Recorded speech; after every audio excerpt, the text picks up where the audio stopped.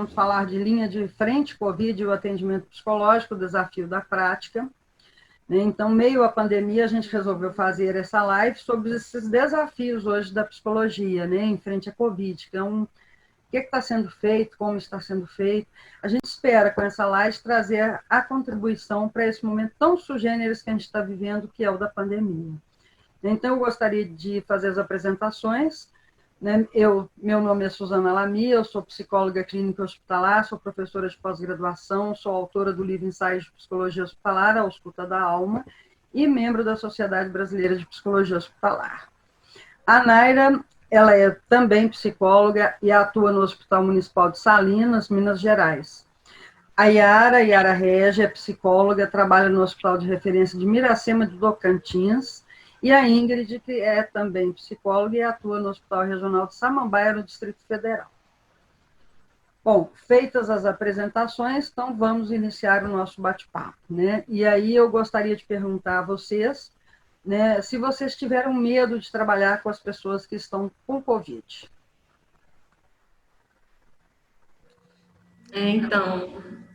Boa noite, gente. Eu sou a Naira, né? Como a Suzana falou, sou psicóloga, trabalho aqui no Hospital de Salinas há um pouco mais de 3 anos, né? Para quem não conhece, Salinas fica aqui no norte de Minas, quase divisa com a Bahia, um lugar bem quente, assim. Mas, assim, quanto ao medo, né? A pandemia aqui em Salinas, ela demorou um pouco a chegar, né? Não foi de imediato, como em algumas cidades. Os casos mesmos começaram a explodir no início de junho, aproximadamente. Até então, a gente não tinha um atendimento, né, bem especializado para os pacientes, né? E a UTI Covid mesmo, que foi instalada aqui em Salinas, foi no final do mês de junho. E os meus atendimentos junto ao paciente com Covid iniciaram aproximadamente no início do mês de julho. Então, a gente está aí há quase 2 meses, né, atendendo esses pacientes. Assim, existia, né, um certo medo, um certo receio de atender esses pacientes, até porque é uma situação, é uma doença desconhecida, né, o contágio é muito fácil. Então, existiu esse medo de atender os pacientes, um certo receio, mas a vontade, né, de estar ali e fazer um trabalho diferente, né, de oferecer esse suporte para o paciente, oferecer esse suporte para a equipe, ele superou, né? Então, assim, foi realmente um desafio, mas a gente está aí atendendo, né, esses pacientes, a gente percebe o retorno que eles dão para a gente, é muito bom, a equipe também agradece, né, o nosso trabalho, o nosso suporte que a gente oferece. Então, assim, existiu, né, como eu acredito que muitos outros psicólogos também devem ter passado, até porque a gente é humano, mas a vontade de estar ali, de fazer algo diferente, de falar, não, eu participei, eu fiz minha parte, foi maior e a gente está enfrentando aí. Com a cara e a coragem e os EPIs, que protege.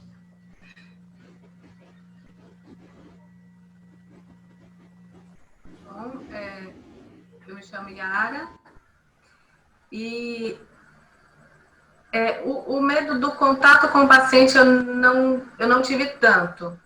O meu receio maior ainda é na paramentação e desparamentação. Então, esse momento ainda tenho um pouquinho de receio, tento ter o máximo de cuidado, mas quando a gente se depara com o paciente e vê ali a fragilidade e você poder fazer a diferença, poder estar auxiliando, dar esse suporte, então não teve tanto esse receio. É mais o medo mesmo até por a gente ver, né, que existe muito risco do contágio nessa desparamentação. Então, qualquer erro pode ser decisivo, né?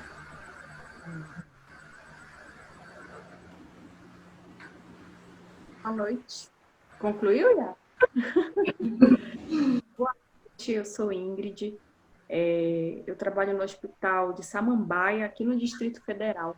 Né? Samambaia é uma cidade satélite, próxima ao plano piloto, né? Que é a Brasília. É a primeira vez que eu ouvi falar do Covid, né? Embora que em dezembro a mídia já estava divulgando essa questão na China, mas não estava, assim, parecia tão longe, sabe? Tão do outro lado, que jamais, eu acho que eu e todos nós, né, podíamos imaginar que um dia o que era lá na China estaria aqui do nosso lado e mudaria toda a nossa vida, né?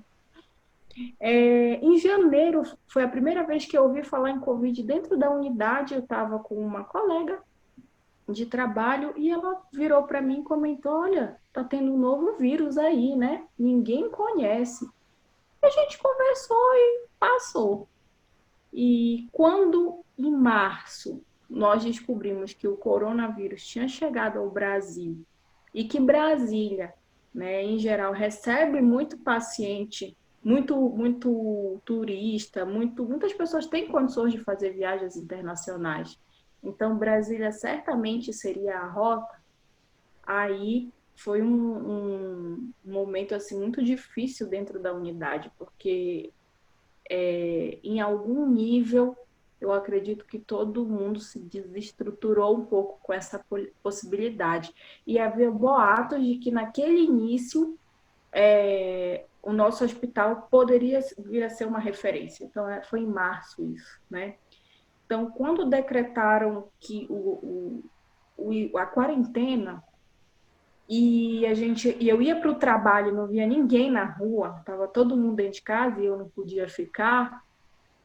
E eu entrava no hospital naquele primeiro momento e ele tinha mudado, ele estava deserto.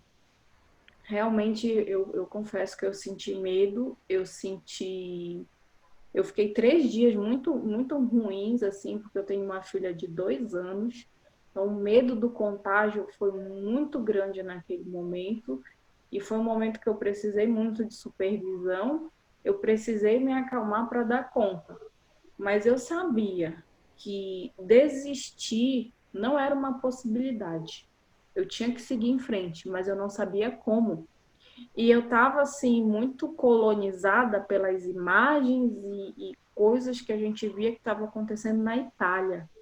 Então, para mim, o cenário que eu esperei no hospital seriam muitas e muitas pessoas morrendo, não tendo leitos, pessoas no corredor.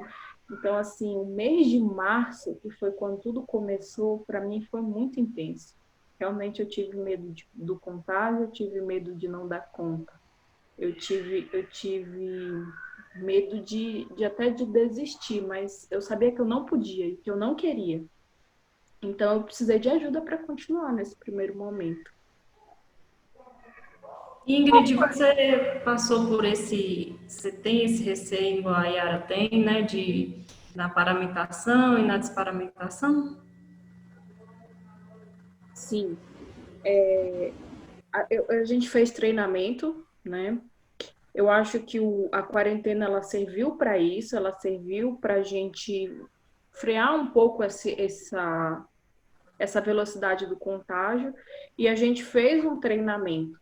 Mas o interessante é que durante o treinamento, todo mundo foi se dando conta de que, na verdade, a gente não estava fazendo, antes do Covid, corretamente como deveria ser. E aí, como que a gente vai lidar com um vírus tão contagioso assim, né? E outra coisa, a nossa referência no início foram os profissionais da Itália, da China, onde a gente via eles com macacão, via eles com todo uma qualidade de EPI que a gente não tinha acesso no nosso dia a dia. E a gente trabalhou nesse início da quarentena sob a ameaça de que a gente não teria EPI, a gente não teria máscara. Foi uma sensação assim de pânico mesmo, né? Como que a gente vai para a guerra sem as armas? E assim, com o inimigo desconhecido.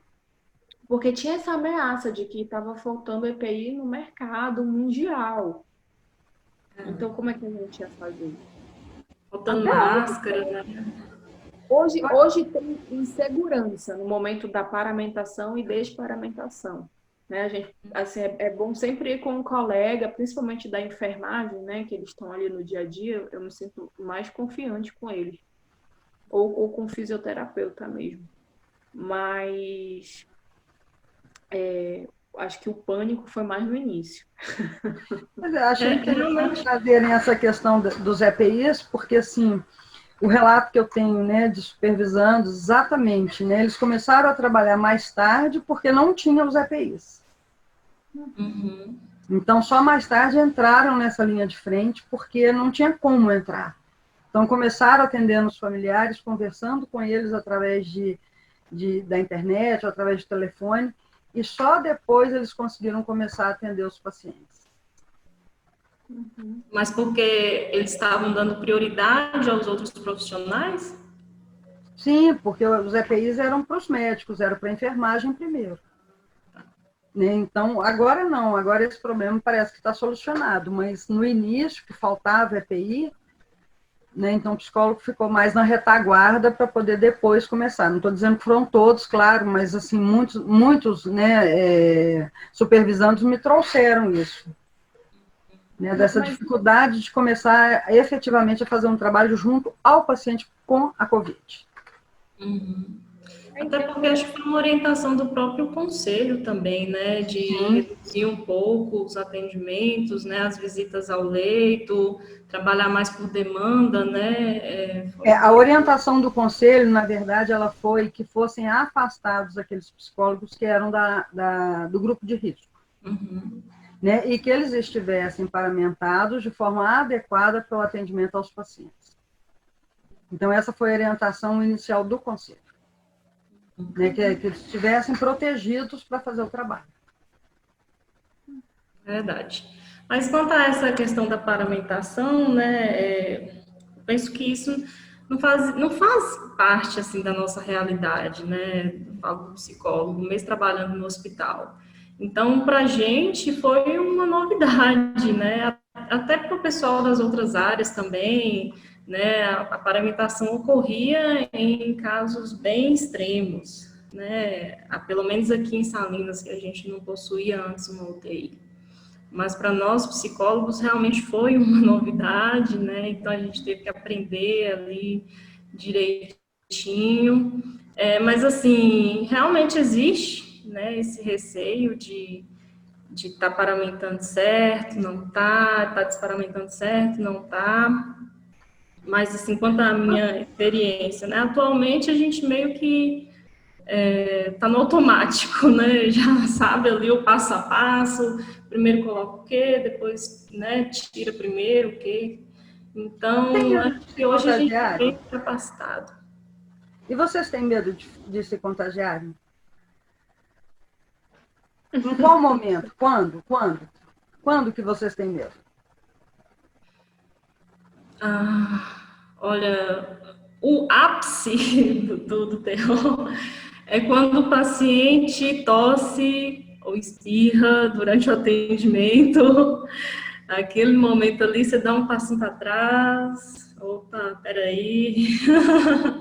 Aí acalmou, aí você dá uma aproximada, né? Porque, pelo menos para mim, por mais que é necessário esse distanciamento do paciente, né, mesmo que você esteja protegido com os EPIs, né, recomendado que haja esse distanciamento, mas para mim é muito difícil ficar mais do que 1 metro do paciente. Né, Por quê? Como a gente trabalha com aquela viseira, né, então fica um pouco difícil ouvi-lo. Ele está com a máscara, né, então fica um pouco difícil ouvi-lo, ele também fica né, com essa dificuldade, então não consigo ficar muito distante, né, do paciente para conseguir realizar o atendimento. Mas nessas horas em que ele dá aquela tossidinha, espirrou, aí tem que dar uma afastada. Mas nada que não dê para a gente contornar ali naquele momento, nada que vá interromper, atrapalhar o atendimento. A gente consegue fazer o atendimento bem.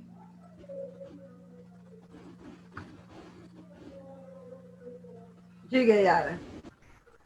Além do momento, né, da desparamentação, acho que esse é o momento que, no contato, que dá mais medo. Compartilho da mesma fala da Naira. E aí, como lidar com esse medo?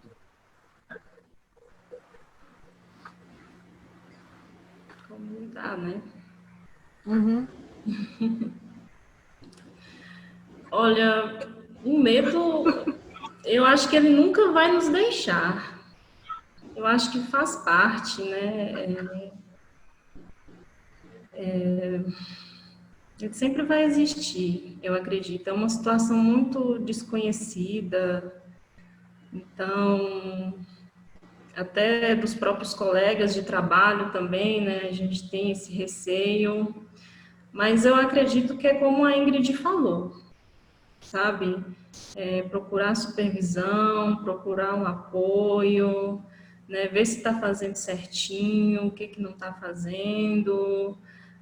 Eu acredito que você não pode deixar o medo tomar conta, que aí ele te paralisa e você não consegue fazer nada, né? Eu confio mesmo nessa palavra, coragem.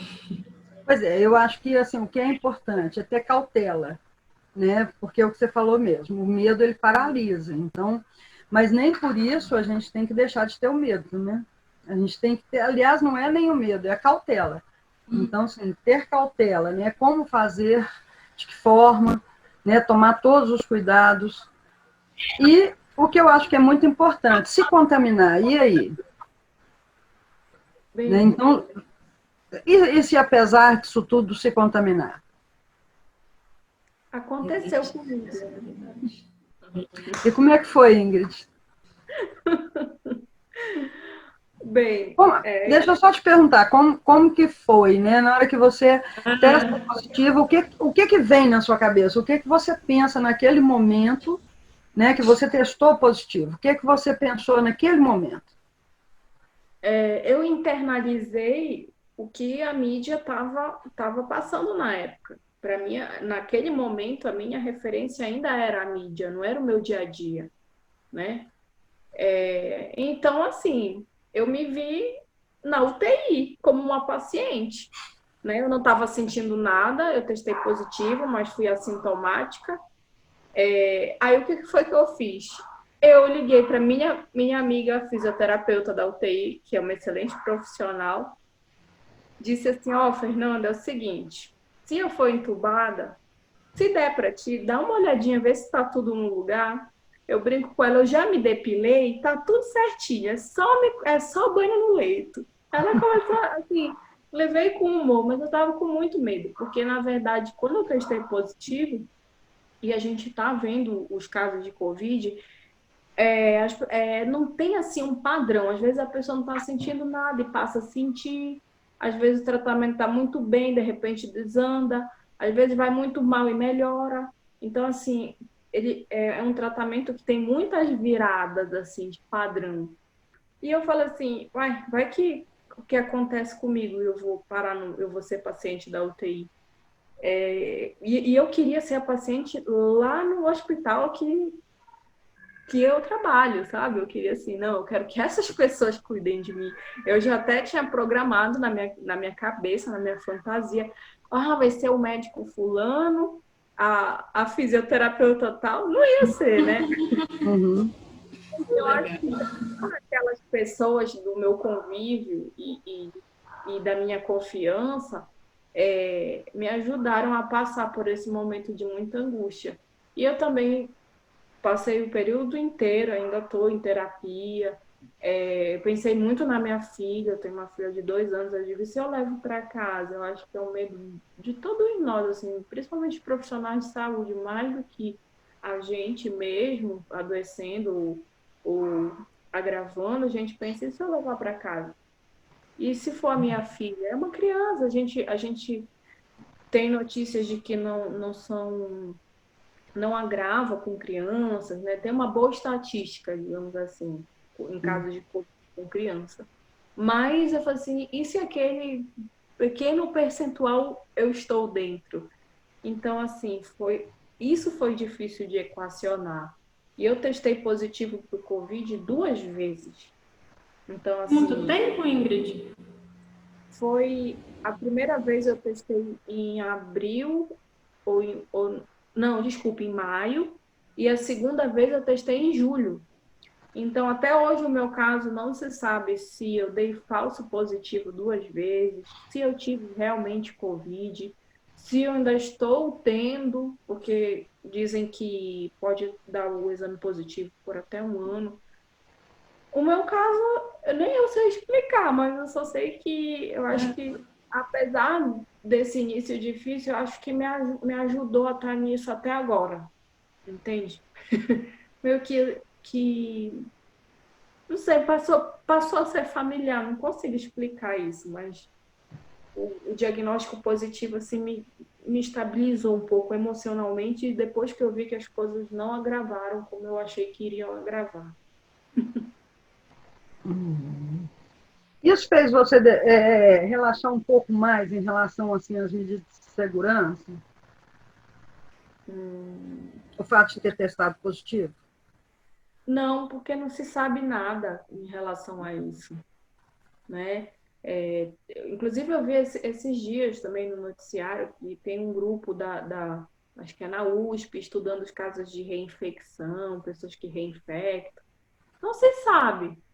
Então, eu mesma não tenho certeza se realmente eu infectei, porque eu não tive sintomas esse tempo inteiro. Então, assim, é muita sorte, né? Então, não sei, é melhor, vamos manter, né? Enquanto não tiver como, não tiver algo mais claro em termos científicos, adotar as medidas, né? Não custa lavar as mãos, manter distanciamento, né? O uso da máscara. Eu não sei, quando você fala assim, não custa, lavar as mãos, realmente eu acho que não custa, mas manter o distanciamento eu acho que custa muito. O que eu percebo, né, quando a gente tem que fazer esse distanciamento, por exemplo, eu percebi que eu esbarro muito nas coisas, eu não sabia que eu esbarrava tanto nas coisas, eu fiquei muito impressionada, assim, o tanto que eu encosto, eu esbarro o braço, eu ponho a mão, né, e a gente começa a observar, a gente chega muito perto das pessoas, as pessoas chegam muito perto da gente e não percebem, né, então teve até uma situação, assim, engraçada, eu estava acompanhando um paciente ao hospital e veio uma senhorinha conversar comigo quanto mais eu chegava para trás, mais para frente ela chegava, né? Então, chegou num ponto que eu virei para ela e falei, a senhora vai me desculpar, mas a senhora pode manter o distanciamento? Né? Ela não se deu conta, assim, nitidamente, não foi uma coisa proposital, eu acho que é uma coisa das pessoas, de estarem mais próximas, né? Então, isso eu acho que a gente tem que estar muito atento o tempo todo, prestando muita atenção na forma que a gente tem se conduzido, né? Quando a gente se conduz. E não é fácil, né? Você está sempre higienizando mão, está sempre... Né? Para vocês que estão na linha de frente, né? O tempo todo, prestando atenção para não deixar escapar nada. Então, eu imagino que não seja tão tranquilo, assim, é meio tenso, né? Eu acho que de forma geral, Suzana, é como você falou, sabe? Não é fácil estar sempre, né, higienizando igual a gente está agora. Eu me lembro muito bem quando teve a pandemia da H1N1, né? Da influenza, que quando não teve todo, né, esse boom igual está tendo agora, né, da Covid, mas eu me lembro que ao final, né, o que a gente ouvia nos jornais era que a pandemia naquela época nos ensinaria de que é necessário manter uma higienização. De que é necessário lavar as mãos, de que é necessário passar o álcool, né, ter esse cuidado, mas passaram-se anos e voltamos à mesma situação. Então, assim, não ensinou nada. Até não entrar de sapato em casa, né? Não pisar, né, com o sapato.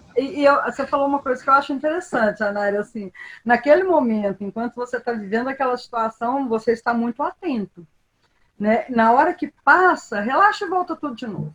Exatamente. Então, assim, precisa muito mais, né? Precisa de ter consciência dessas medidas de higiene, precisa ter consciência da maneira que deve ser feito para sempre. Né? Então, assim, como que vai ser daqui para frente? Né? Na hora que passar a Covid, como que vai ser? Então, que a gente continue higienizando, que a gente continue tomando essas precauções de saúde, né? Lavando, dando banho em um saco de batata frita, né? Essas coisas que são muito sugêneros. Que realmente aprenda, né? E que não seja uma coisa só temporária, né? Que seja uma coisa sempre, porque é importante realmente a gente ter essas medidas de segurança. Né? Claro que aí não vai precisar de ter, não vai precisar ser tanto, né? Aí passa até a ser um pouco de exagero depois, mas assim, o mínimo a gente tem que manter assim. Né? A gente já vinha usando o álcool nas mãos, né? Então, assim, mas uma grande maioria não estava fazendo, né? E nem estava usando o álcool adequadamente. Então, assim, uma série de coisas aí que a gente aprendeu com a pandemia, né? Verdade. E qual que é o maior desafio de vocês hoje? Qual que é o maior desafio? Englobando tudo que vocês vivem dentro do hospital. A equipe de saúde, os familiares, os pacientes, vocês mesmas. Né? Qual que é o maior desafio de vocês? No meu caso, como a gente tem um trabalho no hospital com os servidores, tem sido olhar para eles, buscar recursos para auxiliar, estando também vivenciando os mesmos anseios, as mesmas angústias. Então, estar disponível e estar dentro, né? Então, tem sido até a base do que a gente pensa para suporte dos servidores, se colocar também naquela situação. Então, até nos momentos, no início, nós organizamos estratégias, né, de autocuidado, de enfrentamento, e com a impossibilidade de grupos, então a gente visitava os setores, e nesses setores a gente trabalhava com quem estava ali. Então, às vezes, individual, dupla, trio ou pequenos grupos, né? E passou a ser um atendimento diferente porque não era... eu não estava ali como alguém de fora, como alguém que estava simplesmente ouvindo. Eu ouvia, mas eu também me colocava. Eu também me coloco, porque a gente está compartilhando. Então, essas estratégias, algumas fazem sentido para mim também, e eu também tenho colocado em prática.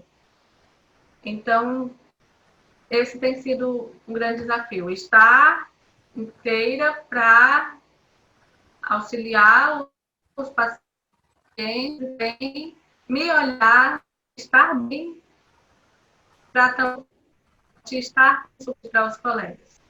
Né? Então, a gente está com um psicológico e, quando há possibilidade, a gente continua com essa escuta. É verdade, Yara, eu compartilho desse desafio mesmo, sabe? Porque a gente precisa estar bem para cuidar do outro, né? Isso aí é uma máxima, né, da psicologia. Então, você precisa estar bem com as suas questões, né? Lidar com o medo que você está tendo ali, sempre está tendo, né? E estar com o paciente, atender o paciente nas suas demandas, e também a gente precisa dar o suporte para a equipe, né? A gente precisa dar esse apoio, essa orientação, né? Todo mundo está muito angustiado. Aqui, pelo menos em Salinas, né, teve um momento em que a pandemia deu uma recuada, deu uma baixada no número dos casos, mas agora está voltando, né? Então, por conta da flexibilização, né, dos comércios, dos bares, então isso acaba acontecendo. Então, o número de casos aumenta. Então, toda aquela ansiedade do início volta. Então, realmente é desafiante, porque tem horas que você não está bem, tem horas que você precisa do suporte, né? E a gente se desafia todos os dias.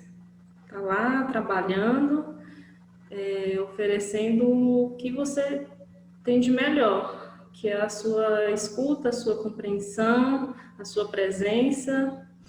Realmente Eu parei, assim, na hora que a Suzana perguntou, eu parei, pensei, e depois que você falou, realmente é bem desafiante estar inteiro nesse processo. Partilho da gente do se organizar para poder estar junto, né? Para poder acolher. E essa abertura, porque às vezes a gente vai com a expectativa de que o colega vai trazer a questão do Covid, mas às vezes o que está atravessando ali, aquele momento, são outras questões, né? E está aberto para o que vier, né? Mas para isso, o cuidado pessoal, né? Estar organizado, acho que faz diferença. O que a pandemia traz para vocês, assim, de diferente no atendimento dos pacientes dentro do hospital? Porque vocês já estavam dentro do hospital, já estavam trabalhando com os pacientes. E a pandemia é uma situação nova e se torna uma prioridade dentro do hospital. Então, assim, ou pelo menos a atenção está mais voltada para a Covid exatamente pelo alto índice de contágio, etc. E de mortalidade também.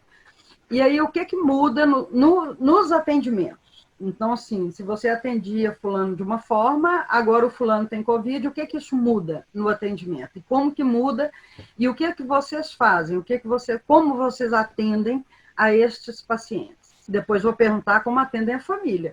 Então, se quiserem já falar junto também. Bom, como eu falei, né, aqui em Salinas a gente até então não tinha uma UTI, né, a gente tinha uma sala vermelha em que os pacientes mais graves eram atendidos até estabilizados e serem transferidos, né, para um hospital com maior capacidade, né. E então aqui sempre existiu a visita que ocorre no hospital, normalmente, né. A família chega, visita o paciente, né, bonitinho. E então, com a pandemia, foi instalada a UTI, e na UTI não tem visita. Então, essa ausência da família, né, para alguns pacientes é muito difícil. É muito. Alguns sentem mais que outros, alguns deprimem mais que outros, né, outros conseguem lidar melhor. Mas o que eu percebo que tem acontecido diferente e é desafiante para o paciente é realmente lidar com a ausência da família. E a internação é um pouco longa, né? Gera de 15 a 30 dias ou mais, então é um tempo que você fica longe, né, da sua família. E o que a gente tem feito, né? Aqui no hospital, para aqueles pacientes que estão mais conscientes, em um melhor estado de saúde, é permitido o aparelho lá, com algumas restrições, é claro, né? Então, eles conseguem manter esse contato com a família, né? Por meio do celular, mensagens, né? E a gente percebe que isso tem, principalmente... Anaira, está pipocando. Tá pipocando, só volta um pouquinho. Como que é feito esse contato com os familiares? Ficou ruim aqui agora mesmo. Só retoma como que vocês fazem esse contato com os familiares, né? Aqueles pacientes que estão melhores, têm condição, aí vocês estão permitindo o contato com a família como? Então, os pacientes que estão melhores, né, estão em melhor estado, estão conscientes, o uso do celular é permitido, né, com algumas restrições, claro, né? E a gente percebe que essa permissão do uso do celular tem estabilizado o quadro emocional deles, né? E aí o paciente, bem emocionalmente, ele melhora, ele tem uma melhora, né? Para aqueles pacientes, né, que não têm o telefone, né, não tem esse contato com a família por meio do celular, a gente realiza as visitas virtuais. Então, eu verifico a disponibilidade do paciente, né, o estado psicológico, neurológico dele para aquele momento, e a gente combina com a família um momento para fazer a chamada de vídeo. Não é muito tempo, é cerca de 5 minutos já é suficiente para o paciente ter esse contato com a família, né? E para aquelas famílias, né, que precisam de um suporte maior, durante o boletim médico, né, nesse momento em que o médico dá o boletim ao paciente, a gente também oferece a escuta, oferece o suporte, oferece o apoio, porque é angustiante para a família, né?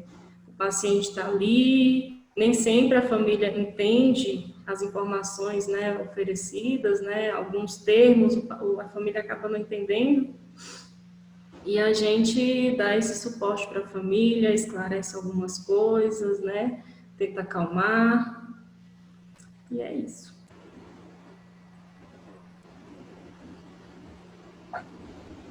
Aqui, nós não temos UTI, temos só internação e sala vermelha.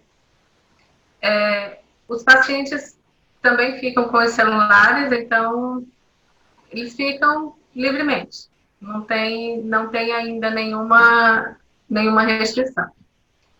E isso acaba sendo facilitador, né, pelo contato com a família, mas também tem sido observado que não tem filtro. Então, se tem alguém que estava doente em casa, ou que teve uma piora, ou que foi a óbito, não há esse filtro. Então, todas as informações externas acabam chegando também ao paciente.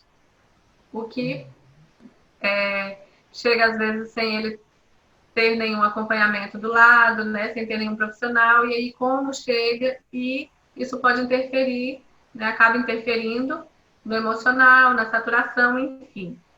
Acaba agravando um pouco o quadro, né?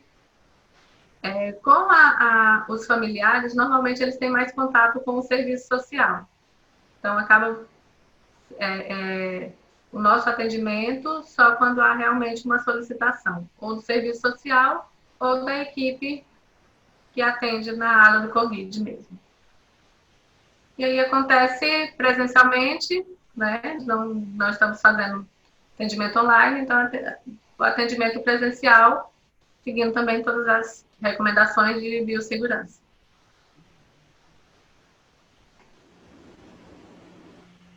Baia, a gente tem feito da seguinte maneira. O paciente é admitido, o psicólogo entra em contato com a família, onde a gente já faz o primeiro teleatendimento, né, da família. A gente busca identificar quem é o contato, quem seria o contato principal dentro da família, pede e-mail, número do WhatsApp, e aí o que acontece? Tem 2 momentos que essa família vai ter informações do paciente. O médico liga diariamente para a família, para passar os boletins, e tem um núcleo, os demais servidores que estão em teletrabalho, né, que foram afastados porque são grupo de risco, eles têm acesso ao sistema e eles fazem um boletim e encaminham por e-mail. Então, quem faz essa ligação da família com a equipe hospitalar tem sido o serviço de psicologia. E o que a gente faz? A gente faz avaliação no prontuário, e também uma visita na unidade, e avalia os pacientes, estou falando em termos de UTI, porque na nossa UTI não é permitido o uso do celular, né? E avalia os pacientes que têm e os que não têm condições de estabelecer uma visita virtual. São poucos os que têm, né? Mas os que têm, a gente faz o agendamento e realiza a visita virtual. E a gente está começando a implantar um sistema de estímulo ao paciente comatoso. Eu tenho percebido que se trata do seguinte, a gente pede para o familiar enviar por mensagem do WhatsApp palavras, incentivos, o que ele quer dizer para o paciente nesse momento. Né? A gente orienta o conteúdo dessa mensagem, a gente ouve antes de passar essa mensagem para o paciente e a gente dá uma devolutiva para o familiar de como que esse paciente reagiu, né? Ou não, mas a gente tenta dar essa devolutiva. Esse processo ele é novo, então a gente tem umas 2 semanas que está trabalhando em cima de estabelecer esse fluxo. A gente faz a ronda na unidade, na ronda a gente vai fazendo o estímulo ao paciente comatoso com a voz familiar e para aqueles que têm condições, a visita virtual. Nós temos nos programado no hospital para entrar pelo menos de 1 a 2 vezes na unidade durante a semana, né? Não há necessidade de ir todos os dias, de estar lá todos os dias. Nós recebemos reforços, antes eram só 2 psicólogas no hospital, né? Eu na UTI, a outra colega na maternidade, e por conta da pandemia houve um contrato emergencial, então chegaram mais 3 colegas, né? E aí eu consegui me concentrar mais em uma unidade, né, em uma das UTIs. As outras também, cada uma foi alocada, ficou de referência para um setor, para a gente dar conta de fazer essas admissões e manter o acompanhamento durante o processo de hospitalização. A gente vai aprendendo e implantando e revendo e tudo ao mesmo tempo, assim, não tem uma sequência bem rígida, bem cronológica. Sabe o que eu acho legal, assim, essa oportunidade de trazer outros psicólogos para dentro do hospital, sabe? Compartilhar dessa experiência, contar com eles, né? Então, assim, eu percebo como um momento de valorização do psicólogo. Então, assim, cabe a gente manter esse lugar, sustentar esse lugar, né? E preservar esse lugar, né? Que eu acho que é muito importante. Então, assim, chegaram mais 3 pessoas, então, que coisa boa, maravilhoso, que elas fiquem também depois da pandemia, né? Porque essa demanda pelo emocional a gente tem sempre, né? E eu acho que a pandemia vem para poder mostrar mais claramente, até pelo impacto, né? O quanto é importante a gente cuidar da saúde mental, né? Então, assim, hoje, né, o que me preocupa? Me preocupa essa 4ª onda, que é dos transtornos mentais. A minha conexão ficou instável, voltou? Acho que voltou. Então, me preocupa essa 4ª onda, né, dos transtornos mentais, porque nós temos quase 6 meses de confinamento, né, de quarentena, de medos, de contágios, de mortes num número muito alto. E o que trouxe, né? O que traz, o que a gente ganha com tudo isso, se é que a gente pode falar de ganho em guerra, mas a gente tem agora mais UTIs, a gente tem mais profissionais de saúde na linha de frente, mais psicólogos na retaguarda também. Então, tem na linha de frente, tem na retaguarda. Isso tudo é muito importante, né? Nessa pandemia, vou até contar para vocês, né, do projeto, eu estou na retaguarda, então eu pensava assim, o que eu posso fazer?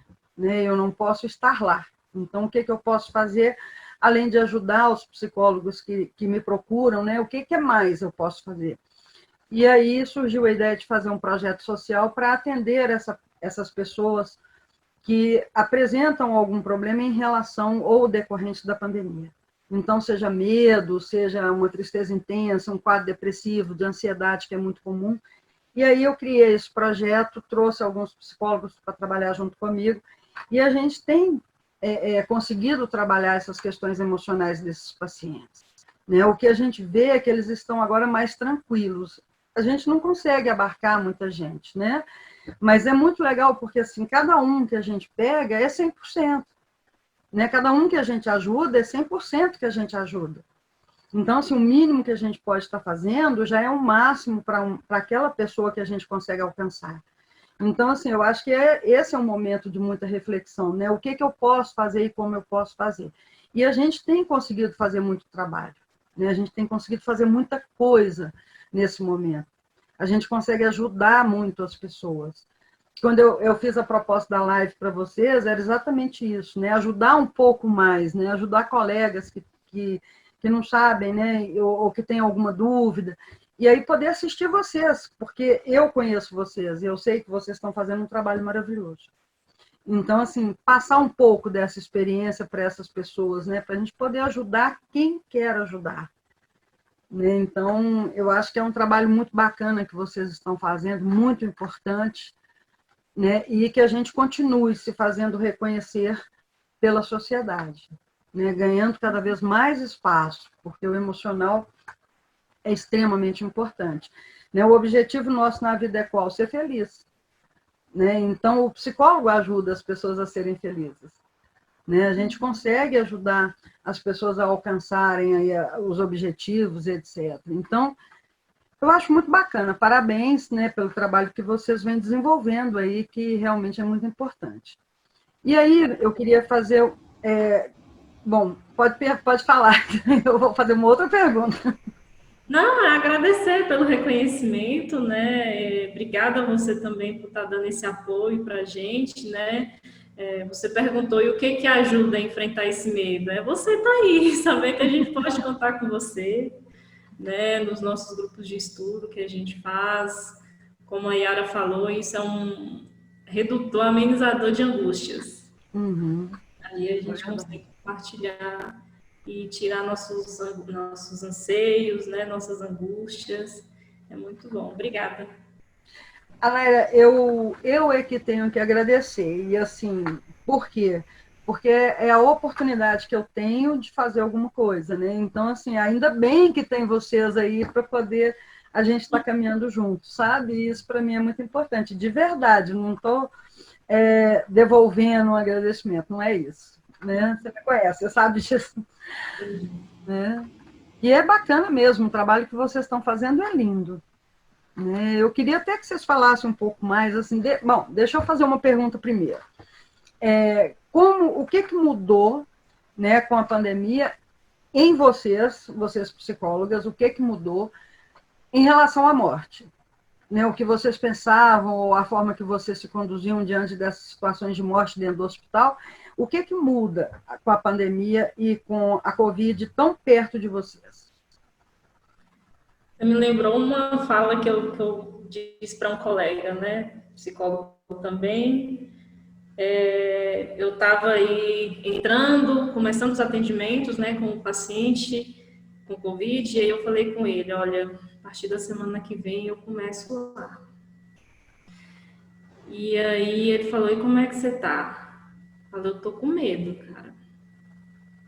Não sei como é que vai ser, tô com medo de pegar, mas se eu morrer, eu vou morrer feliz.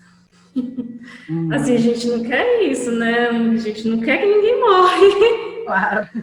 E assim, é tão gratificante que eu acho que eu vou ficar feliz. Mas, assim, é igual esse receio, né, que a Ingrid falou, de se eu pegar, eu vou estar sendo cuidada. Eu quero ser cuidada pela minha equipe, porque eu confio, né? Realmente isso ajuda um pouco, sabe?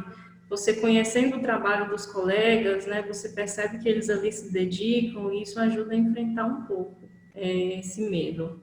Mas, assim, eu não consigo me imaginar me agravando, ficando mal, morrendo, eu ainda não tenho essa imagem de mim. Talvez eu ainda possa ter, né? Talvez isso faça parte da Naira do futuro. Mas hoje, o que eu penso, assim, eu acredito, né, que talvez eu possa me contaminar, não sei, não está livre de ninguém, mas eu acredito muito na minha imunidade, né, na minha capacidade, no meu estado de saúde.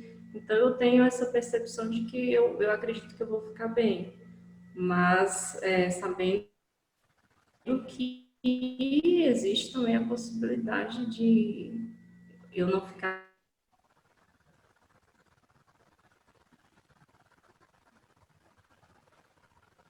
Travou aqui? Travou aqui? Travou.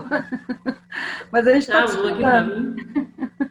Travou, mas a gente está te Vocês me esperando.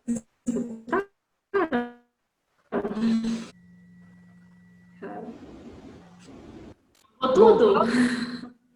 Voltou? Voltou? Vocês Voltou. me escutaram até o final? O que vocês É, entenderam? Tudo que eu falei? tudo. Quer falar, Yara? Ingrid? A pandemia me aproximou mais dessa ideia da morte, então eu tenho pensado mais, tenho lido mais, e pensado mais, né, da minha própria morte, perder alguém próximo, e mesmo nessa possibilidade nesse vivenciar mais óbitos no hospital, né?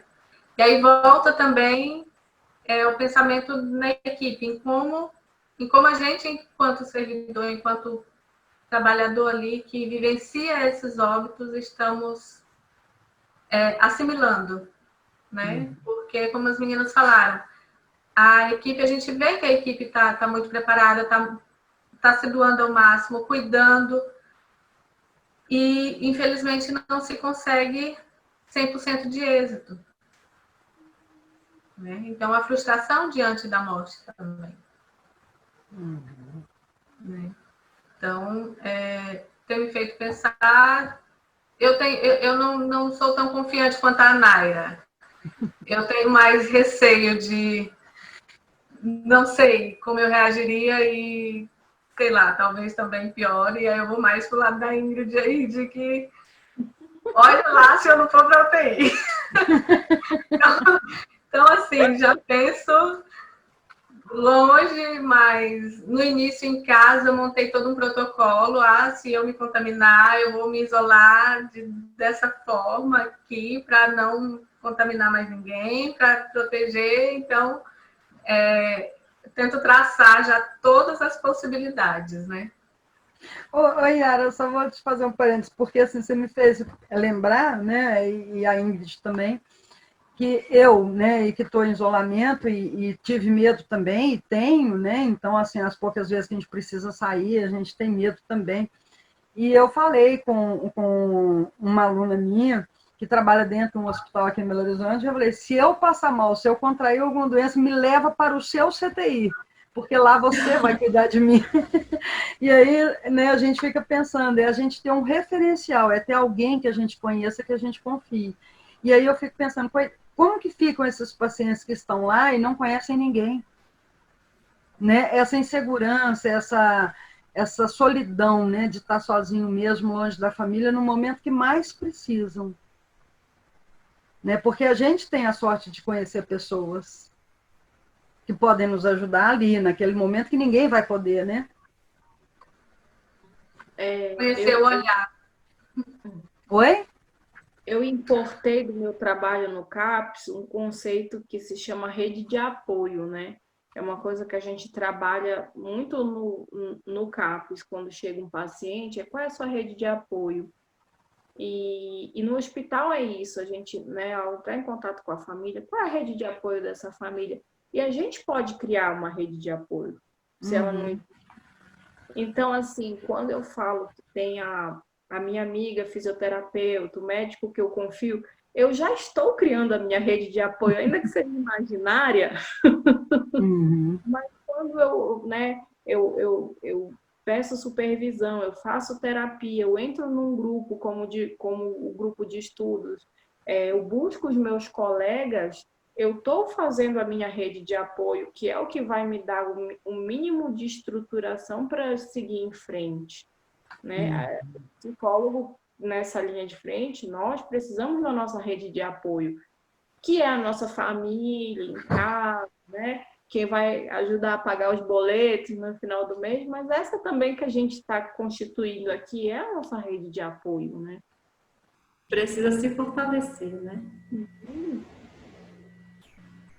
Mas, assim, fazendo uma meta-análise, em relação a essa confiança, né? Eu até comentei com Suzana uma vez, eu sou muito confiante. Mas aí nem sempre as coisas acontecem como eu esperava. Então...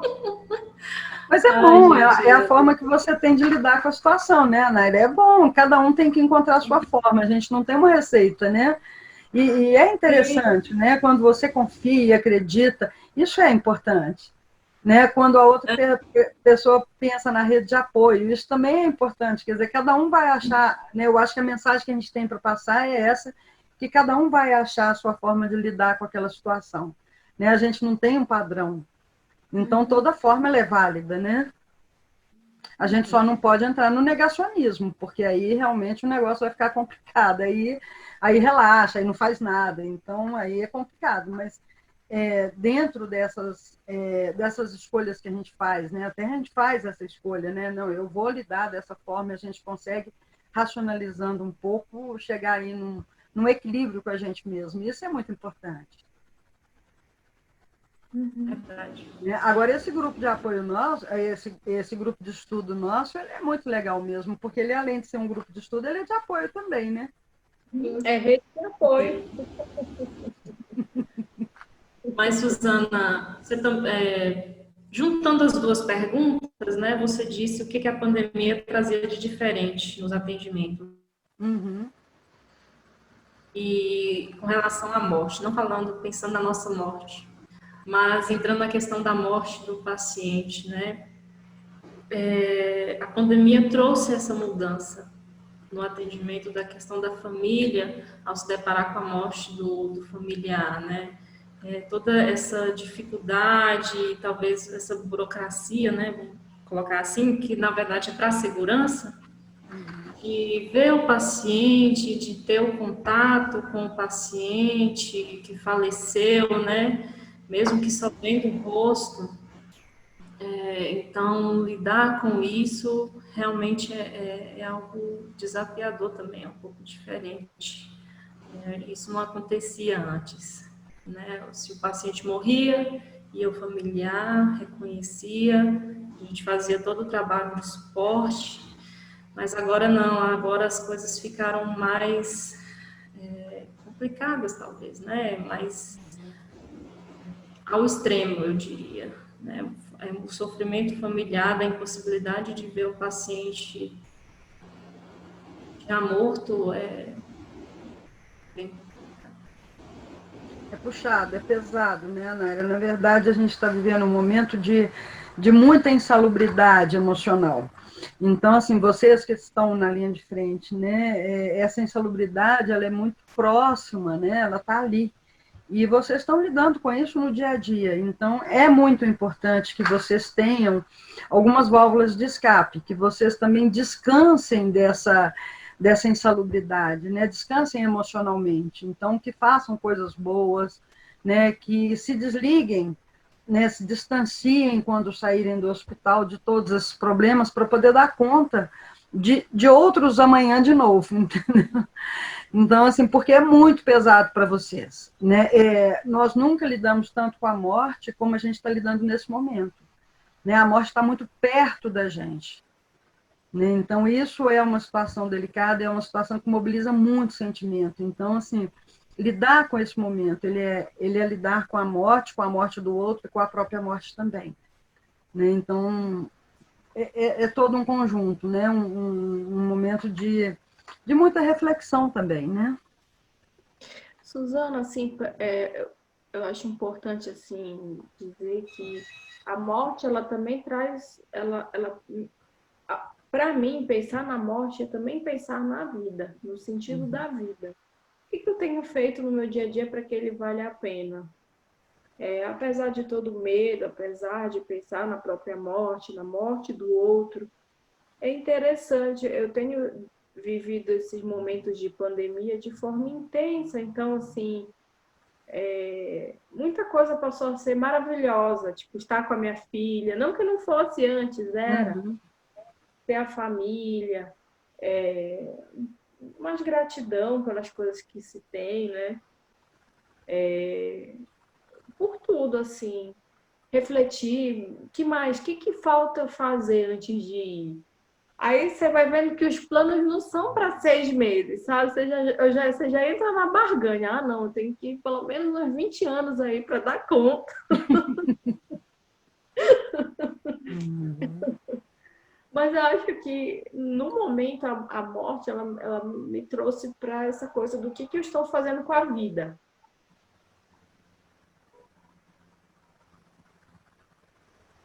E o que faz sair desse... O que ajuda, o que é estruturante também, que a Suzana falou, esse escape, às vezes se dá na arte, na literatura, né? Em coisas que quebrem essa rotina do hospital. Realmente não dá para pensar no hospital 24 horas, assim, nesse processo que a gente está vivendo, hospital, pandemia, né? Precisa desses escapes, assim, arte, esporte, literatura, alguma coisa que quebre o foco quando você não está lá. E você falou, né, Ingrid, de a morte leva a pensar em como a gente tem levado a vida, né? Isso me dá um pouco, assim, de esperança, no sentido de pensar, o que eu quero fazer de diferente depois que isso tudo passar, né? Como é que eu vou levar a minha vida? Né? E acho que isso deveria ser um aprendizado para a gente, além de higienizar as mãos, lavar as mãos sempre, né? Pensar em como você quer levar a sua vida depois que a pandemia passar. Porque a gente não pensa nisso, a gente, se não parar e refletir, a gente vai vivendo e vivendo e vivendo, e acha que está tudo bem viver daquele jeito, até que vem uma coisa que nos obriga a nos distanciar daquela forma que a gente está vivendo, que talvez não era legal também. Mas é de dar realmente esperança, sabe? De como eu quero viver daqui. Eu vou falar. Estica o prazo, Ana. O negócio é barganha nesse momento. Não vou falar do prazo. Travou aí, eu parou. Não entendi, eu não entendi. Não, assim, igual eu estava dizendo, né? Serve para a gente pensar em como a gente quer viver a vida depois que isso tudo passar, que vai ser depois que chegar a vacina. É muito tempo. É muito tempo, a gente não sabe quanto tempo. Quando começou a pandemia, eu pensava, eu fiz até um vídeo, eu falei, gente, são 2 semanas só. Tem 6 meses, né? Quer dizer, eu falei, gente, vamos ter paciência, vamos ficar isolados. São 2 semanas só. E agora a gente pensa e fala assim, não, até o final do ano a gente vai estar aqui, da mesma forma, isolado, tentando manter o distanciamento, tentando manter o isolamento, né? Trabalhando home office. E é isso, né? E sentindo falta da família, né, gente? Porque a gente gosta de aglomerar com a família, né? Com os amigos. Então, assim, é um momento de muita saudade também, né? Mas, assim, igual a Suzana falou, né, que a pandemia, igual a Ingrid falou, no hospital dela contrataram, né, mais psicólogos para trabalhar, para dar um suporte maior. E aí eu queria saber de vocês, como é que foi a aceitação da equipe, como é que está sendo a aceitação da equipe, né, do trabalho de vocês, Não sei se a Suzana já ia perguntar isso. Mas... Não ia perguntar. Foi uma boa pergunta, Naira. Mas você está falando assim das novas, das psicólogas que chegaram recentemente, é isso? E aí, como é que está sendo a aceitação do trabalho? Como eu te falei, só tinham 2 psicólogas no hospital inteiro. Eu e uma colega que trabalhava na maternidade. Foi muito bom, porque a gente conseguiu... quando eram só nós 2, a gente não tinha uma sala, um telefone que a gente pudesse ligar, né, um lugar de referência. Com a chegada delas, a gente precisou disso. Então, agora que a gente já tem um mínimo, uma sala de referência, não que para se fazer psicologia hospitalar se precise disso, né?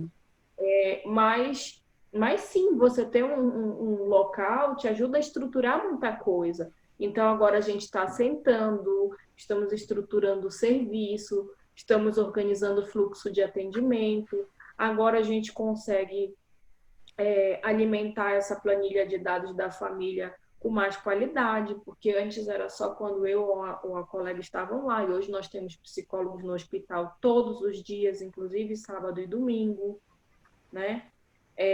Eu acredito que foi um reforço dos céus, assim, que chegou. E tivemos sorte também, porque as colegas que chegaram, né? Uma já tinha mais experiência, as outras 2 eram de outras áreas, mas assim, dispostas a aprender e já trouxeram outros conhecimentos, né, de outros locais, então assim, agregou. Então, me fez ver assim, é pouco tempo ainda para afirmar, mas já houve uma mudança na qualidade do serviço prestado, porque a gente consegue cobrir mais partes do hospital. Então, assim, faz diferença. Agora, e os seus outros colegas da Ingrid, eles aceitam o trabalho de vocês? Eles dão espaço para atendimento? Você está falando dos outros colegas da equipe?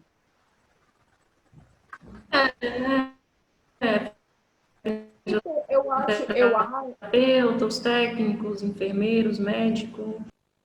Entendi. Eu acho que a gente... O hospital, ele tem uma cultura antes do psicólogo chegar, né? E eu acho que a gente ainda está num processo de construir essa cultura do psicólogo hospitalar. As demandas, elas chegam, né? Mas, assim, no caso do meu hospital, acho que faltam algumas práticas, por exemplo, discussão em equipe multidisciplinar, né? De forma sistemática. Eu acho que falta, assim, a gente ainda, nesse sentido, a gente ainda está aprendendo, ainda está evoluindo, né? O nosso trabalho ainda não consegue, estou falando do trabalho com servidores, né? Ainda não consegue ser de uma forma mais ampla. Acabam sendo pontuais, conforme a demanda, né, individual do colega, do servidor. Eu acho que essa parte do serviço a gente ainda precisa desenvolver mais. A gente ainda está muito focado no paciente e família. Yara, fala para nós. A gente fala demais, a gente não deixa a Yara falar. Vamos lá, Yara. Aqui em Miranda nós não tivemos reforços, pelo menos por enquanto, né? Então, nós continuamos com 3 psicólogos de plantão diurno, né? Então, a gente atende de segunda a segunda durante o dia. E tem até uma boa aceitação da equipe, a gente tem abertura, tem as solicitações conforme a demanda. E mesmo, acho que por estarmos agora todos os dias, então eles já estão habituando a chamar mais, então o espaço ele está se abrindo e a gente também está construindo aos pouquinhos, ganhando um pouquinho de espaço. ainda também, a gente precisa melhorar ainda também nisso. É nesse ponto que a Ingrid falou das discussões, né, multiprofissionais, ainda não acontece. Mas, conforme a solicitação, daqui a gente consegue, né? Então, o enfermeiro solicitou, então a gente acaba conseguindo captar as informações antes, após, na devolutiva, então acaba sendo uma mini discussãozinha ali, com a fisioterapia. Então, com essas equipes multiprofissionais, a gente também tem uma abertura, mas, assim, essas discussões, elas acabam acontecendo de forma mais pontual, né? Não como algo sistemático de rotina. Muito bem. Um evento do dia a dia. A gente, vamos começar a caminhar para o final da nossa live, né? E eu queria perguntar para vocês, a Yara quer falar, né? No final nós vamos fechar com a Yara, mas antes disso eu queria perguntar para vocês qual o recado que vocês deixam para as pessoas de um modo geral. Então, assim, para profissional de saúde, qual seria esse recado? E para as pessoas de um modo geral, qual o recado? O que vocês poderiam deixar aí de positivo, né? Mesmo no meio de uma pandemia, né? O que vocês poderiam deixar de recado aí para as pessoas?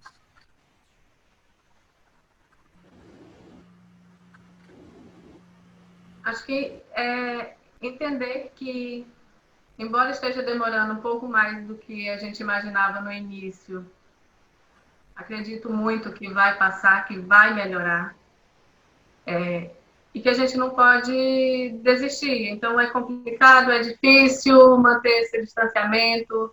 Lembrar que o distanciamento é físico, e eu tenho falado muito para toda a minha rede, né, todas as pessoas, que a gente está no momento de um isolamento físico, mas que bom que aconteceu em um momento em que a gente tem a tecnologia a nosso favor. Verdade. Né? Então, vamos usar a tecnologia, vamos nos aproximar, porque nós não precisamos nos isolar. Né? Então, não se isolar. A solidão, ela é opcional. Mesmo estando sozinho, então nós temos como estar próximos. Né? Então é isso. Se aproxime, né? Vamos nos aproximar, né, Yara? Muito bem. Verdade, eu reafirmo, né, o que a Yara disse. É mesmo importante buscar essa aproximação, né, com as pessoas, com os amigos, aquele amigo que você não conversava há tempos, né, aquele familiar com quem você não falava há tempos, né, procurar dar um oi, uma ligação, saber como tá, né, e manter mesmo as precauções, não esquecer que a gente ainda está passando por esse momento difícil, não deixar de lado as precauções, o distanciamento, mas aproveitar realmente o momento para aproximar das pessoas. E para os meus colegas de trabalho, né, para psicólogos e também a equipe multidisciplinar, o que eu mantenho, né, como palavras assim que me movem, que me motivam para continuar o meu trabalho é confiança e coragem. Né? Confie em você, no que você tem de melhor, no que você pode oferecer, e coragem para enfrentar o dia a dia, né? Os cuidados necessários, utilizar todos os EPIs que são disponibilizados, e vai dar certo, a gente vai conseguir passar por isso e ajudar o máximo de pessoas.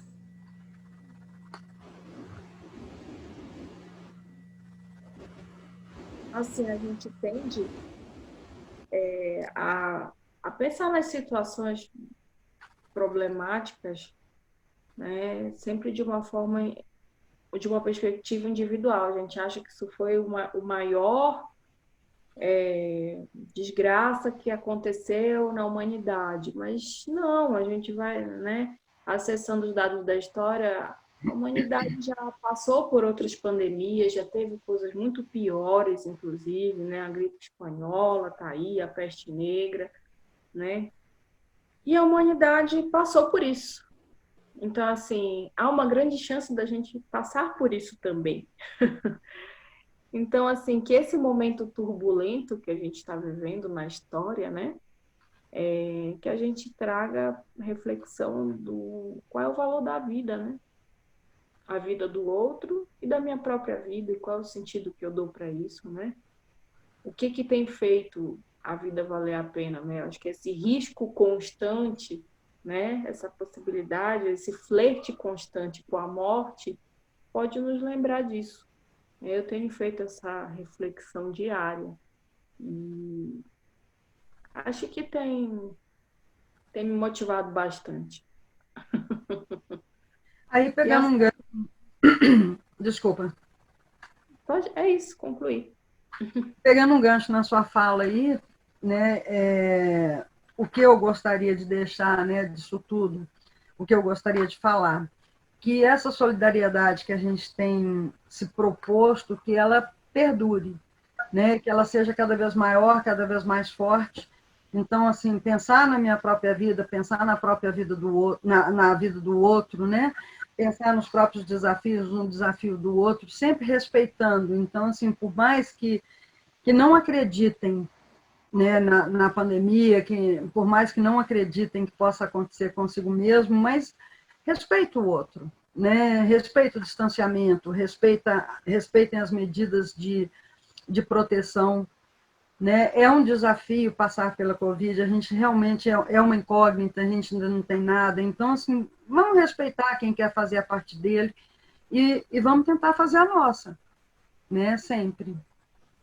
Uhum. Sim. Yara, Então, eu gostaria de prestar minha homenagem e solidariedade hoje aqui no estado de perdeu as ações da Covid peraí, e Yara, de... tá pipocando.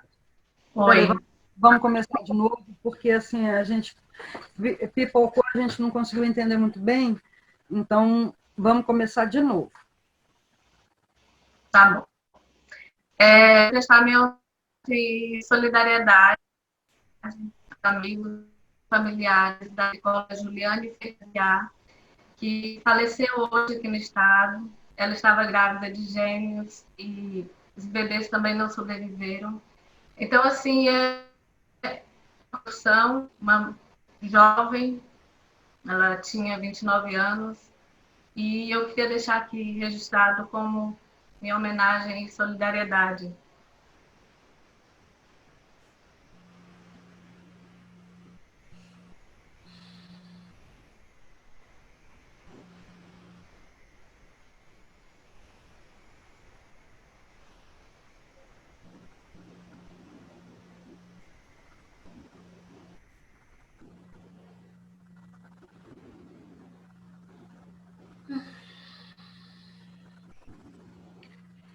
Deixei o silêncio de propósito, eu acho que é a maneira que a gente tem.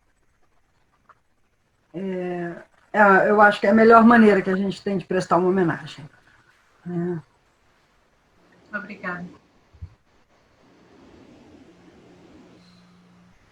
Gente, eu gostaria de agradecer a vocês. Obrigada por aceitarem meu convite, né? Obrigada por estarem aqui, obrigado por todas essas lições que vocês trazem para nós. E, acima de tudo, obrigada por estarem na minha vida. Gratidão.